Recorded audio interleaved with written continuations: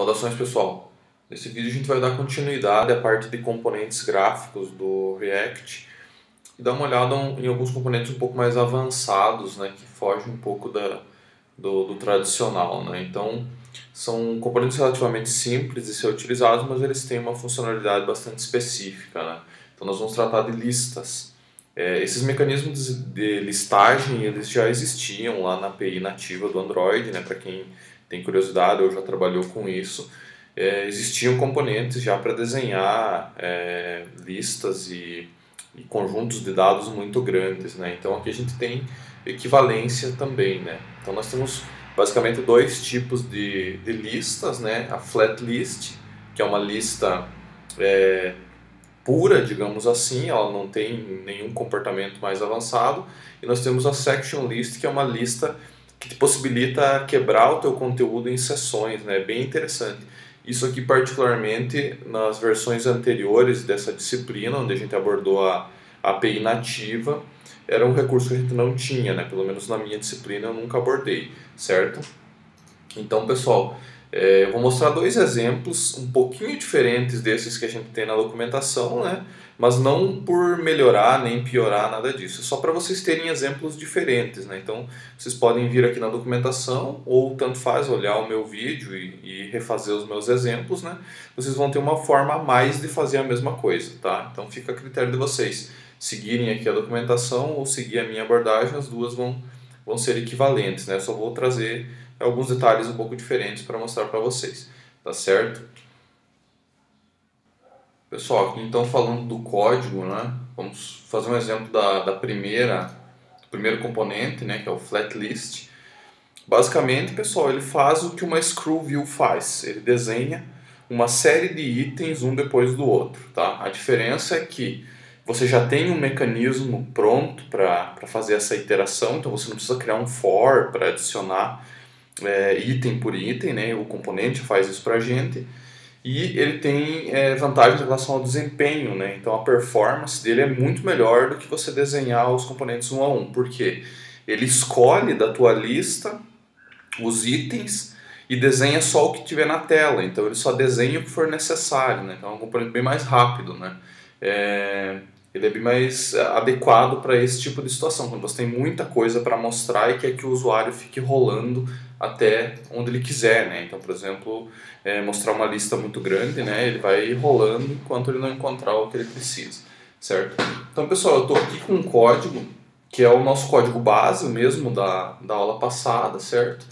Então, esse código eu só adicionei duas coisas aqui, é um projeto vazio, né? Como vocês podem ver. Eu adicionei aqui na pastinha serviços, eu adicionei dois arquivos JS, tá? Então, basicamente, é uma variável, uma constante, perdão, com vários objetos aqui, é uma lista de vários objetos, né? Então, tem vários campos, cada um tem um ID, marca, modelo e tipo, né? Então, esse é o nosso objeto principal, certo?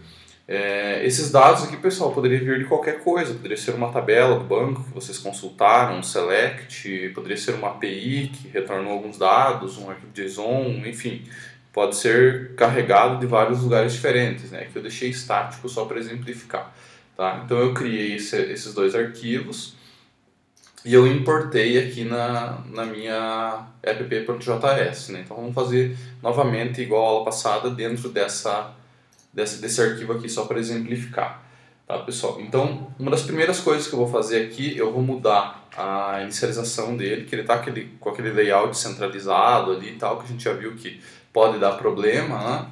Então, eu vou mudar para Safe Area View aqui.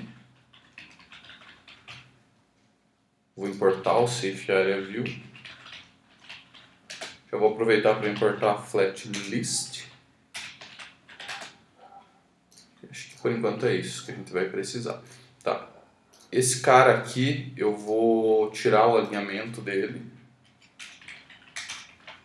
para deixar ele no canto superior da tela ali. E eu vou fazer o seguinte, eu já vou começar a criar uma estilização. Nós temos vários carros aqui, né? Nós temos vários objetos.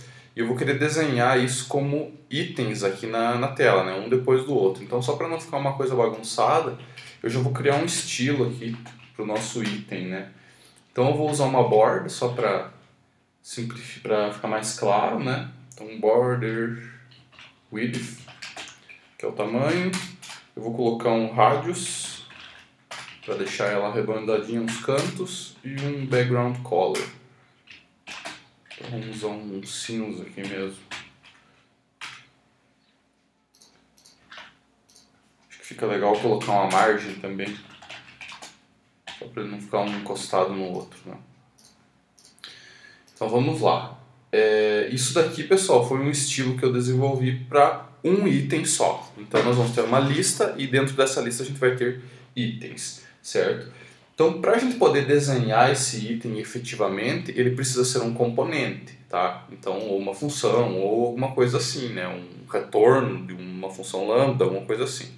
Então, o que a gente vai fazer? A forma mais simples de se criar componentes é através da própria função lambda, né? Como a própria documentação aqui já indica para a gente, né? Se vocês seguirem o exemplo do React, ali vocês vão ver isso.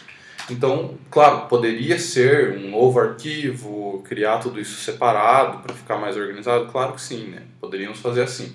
Aqui nesse caso eu vou criar do jeito que a documentação tá sugerindo. Então, a gente vai criar um novo componente, que seria o item.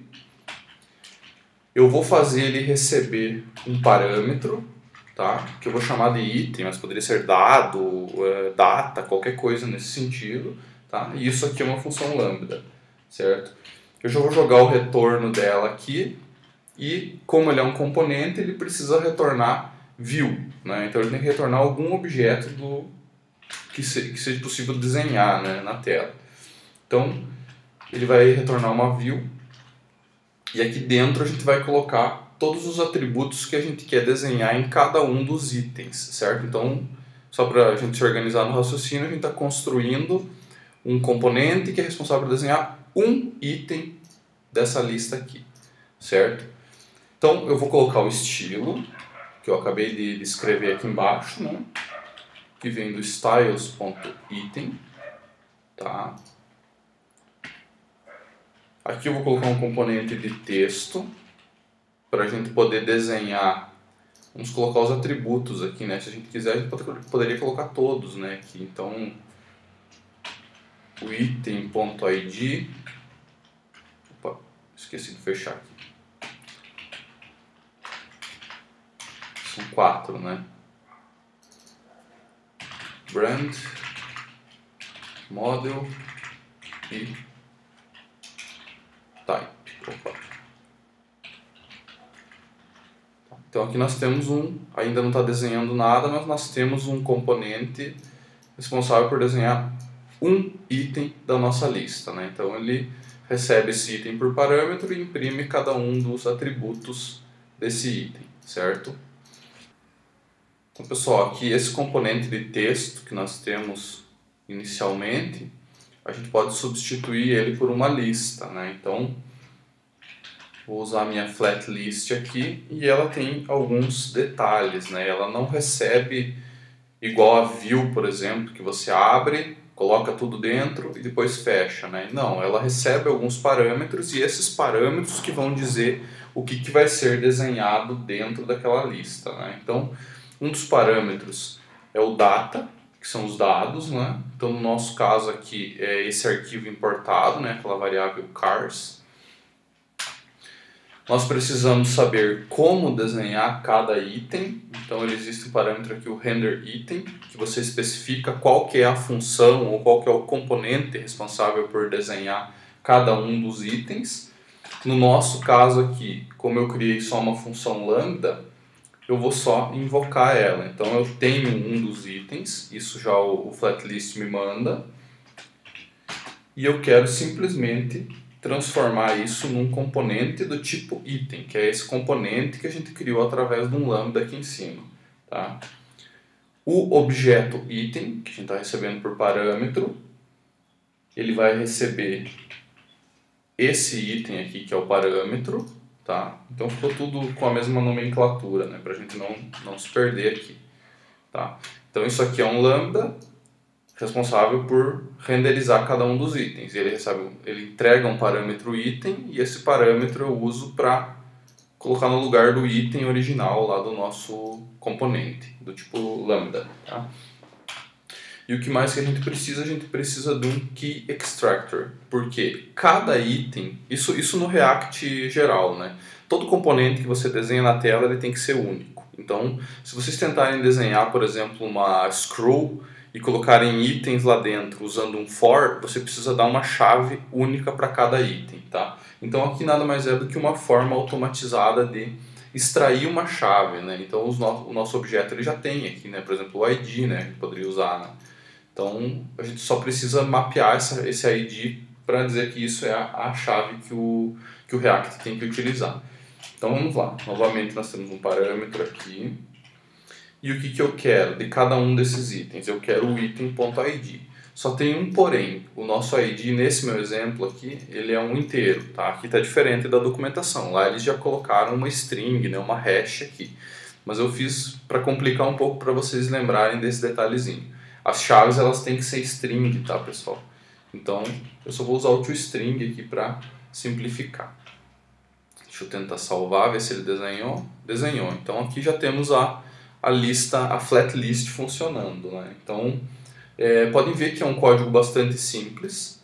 Você só precisa usar o componente flatlist, dizer onde estão os teus dados e dizer como cada item tem que ser desenhado na tela, tá? E isso é um componente, tá? Então poderia ser um function, item e tal, poderia. Vocês poderiam criar um componente de uma forma mais complexa, né?